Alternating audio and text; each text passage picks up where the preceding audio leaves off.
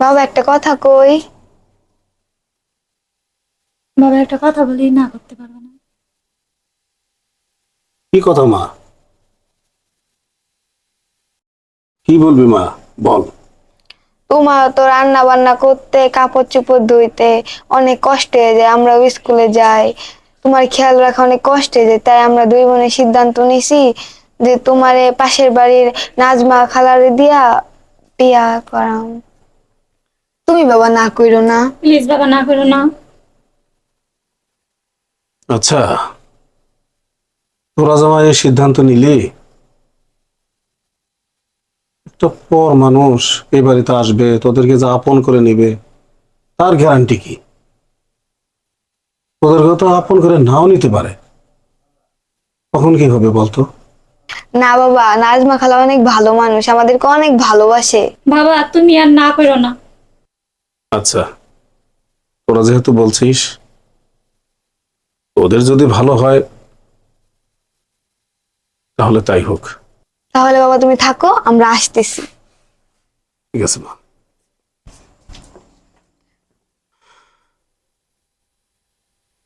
ভাগ্যে যে কি আছে মেয়ে দুইটার, আল্লাহই জানে।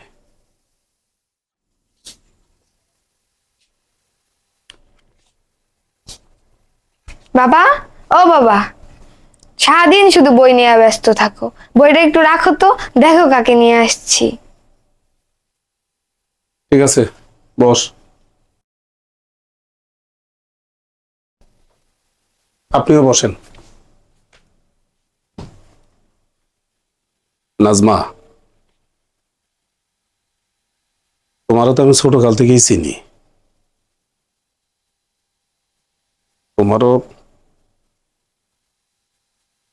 স্বামীটা মারা গেল, আমারও শাপলার মা মারা গেল। আসলে মা বলো বাবা বলো, শাপলা ওদের দুজনেরই বাবা মা। আমি আমি সিদ্ধান্ত নিয়েছিলাম আমি আর কোনোদিন বিয়ে শাদী করব না। কারণ বিয়ে শাদী করলে এই এতে মেয়ে দুটি যদি পর হয়ে যায়, ওদের যদি কষ্ট হয়, সেটা ভেবে আমি এই সিদ্ধান্তটি নিয়েছিলাম। কিন্তু আমার এই দুই পাগলি মেয়ে, ওরা তোমাকে পছন্দ করেছে। আসলে শেষ সময়ে ওদের বাবার একটু সেবা যত্ন দরকার, ওদেরও একটু পরিচর্যা দরকার, ওদের পড়াশোনা, ওদের জন্য একটু রান্না বান্না করা। নাজমা, এমন কোনো কাজ কখনো তুমি করো না যে তোমার ওই কাজের জন্য, তোমার আচরণের জন্য আমার এই মেয়ে দুটো কষ্ট হয়, ওদের চোখে পানি ঝরুক, এটা আমি কখনো দেখতে চাই না নাজমা। যদি পারো তাহলে আমার সংসারের ভাগীদার হয়ে থেকো, না হলে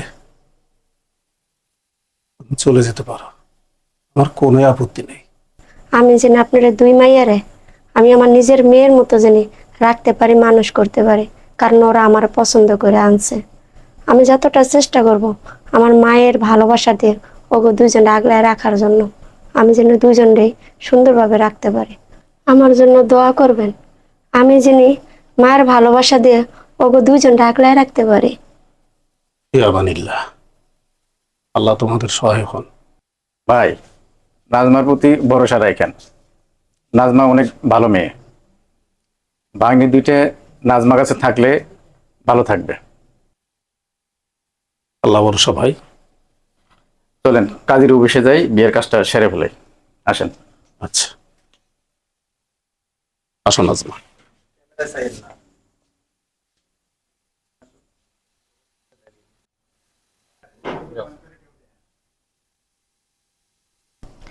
মা, আমরা স্কুল থেকে আসছি, আমাদের খাবার দাও, অনেক ক্ষুধা লাগছে। ও, তোমরা দুইজন আইছো? হ্যাঁ। ভাত খাইতে দিব? হুম। আচ্ছা ঠিক আছে, শাপলা আর ছাদিয়া উপরে ওঠো তো, দুইজনে দুই সাইডে আসো। বসো। এত দেরি লাগে কেন? আচ্ছা দুইজন একটু আমার হাত পাওটা টিপে দাও তো, খুব ব্যথাই আছে। দুজনে কি বললাম, কথা কানে যায় না? টিপা হাজিলের দলেরা। কি হাত পাই কি তোমাদের জোর নাই? 3 বেলা তো ঠিকই খাইতে পারো, কাজের কথা বলে এত চিপা লাগে কেন? আচ্ছা ঠিক আছে, আমি খাইতে যাইতেছি। আমি খাওয়ার পরে যদি থাকে তাহলে তোরা দুইজন খাবি। আর এখন একজন ঘর ঝাড়ু দিবি, একজন বিছনা ঝাড়ু দিবি। যদি একটু ময়লা দেখছি তোদের খবর আছে, বইলা দিলাম। আর যদি বাপের কানে দিছস, দুইটারই খবর আছে, গাড্ডা দইরা বাইতে বাইর করে দিম।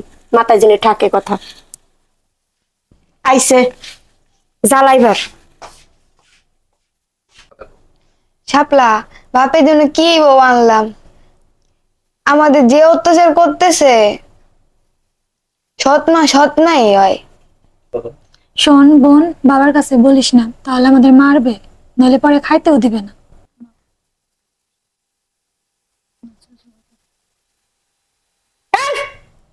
সতীনের মাইয়ারা দুইজনা বইবে নবাব জাদির মতো গল্প করতেছেন। আমি খাই আইছি, কইছি না আমি ঘুমামু, তারা এখন বিছনা গুজাস থেকে নবাব মাইয়া রাত কত ধরতাছি। রাখ দুইটা কইছি না কাম করি না কে? সতীনের মাইয়ারা খালি দুইটা হারা দিন করে একটা কামও করে না, একটা কামও করে না। এমন দাদি মুদিরা রে। আমার মাফ করে দেন, জীবনে এমন করবো না, আমার মাফ করে দেন। আরে শোন, দুইটাই যদি খালি বাপের কানে দিছেন, দুইটারে একবারে জব কইরা নদীতে ভাসাই দেন, ঠিক আছে? আচ্ছা ঠিক আছে, যা যা ঘুমা, আজকে তোদের খাওয়া সব বন্ধ। যাবে রে।